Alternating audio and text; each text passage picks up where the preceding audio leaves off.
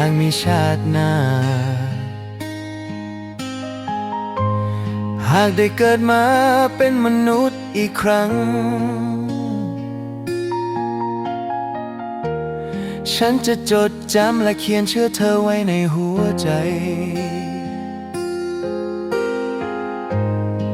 เพื่อชาติหน้าจะได้อยู่เคียงข้างกัน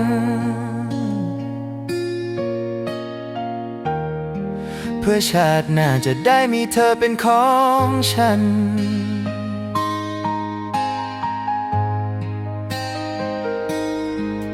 หากมีชาติหน้า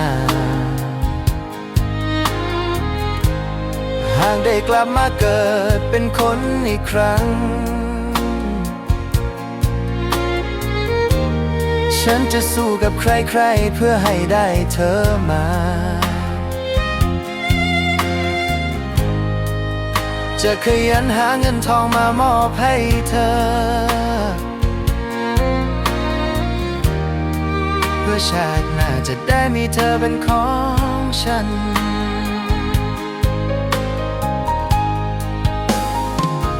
หากมีชาติหน้าหากได้เกิดมาอีกครั้งฉันจะพยายามทุกทางเพื่อความมั่นคงเพื่อชาติหน้าจะได้รักเธอ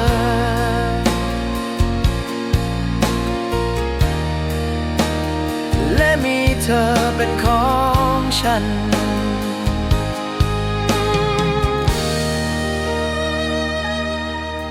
หากมีชาติหน้าหากได้เกิดมาเป็นคนอีกครั้ง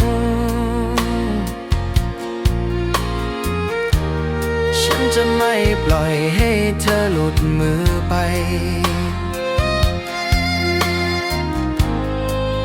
จะไม่เสียเธอให้ใครอีก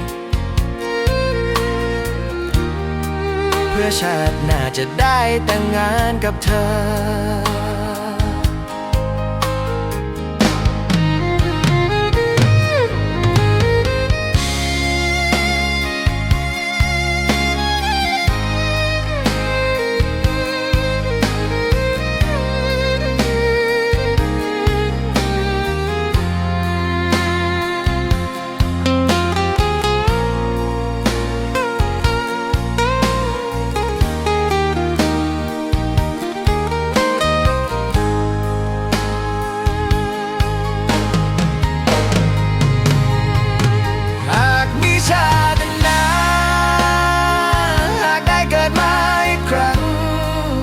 ฉันจะพยายามทุกอย่างเพื่อความมั่งคั่ง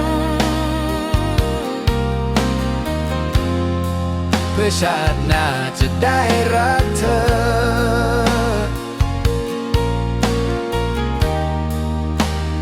และมีเธอเป็นของฉัน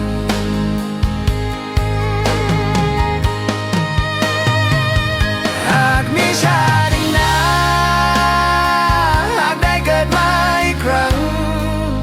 ฉันจะตั้งใจทำงานให้มั่นคงจะไม่เป็นคนยากจนอีกเพื่อชาติหน้าจะได้แต่งงานกับเธอ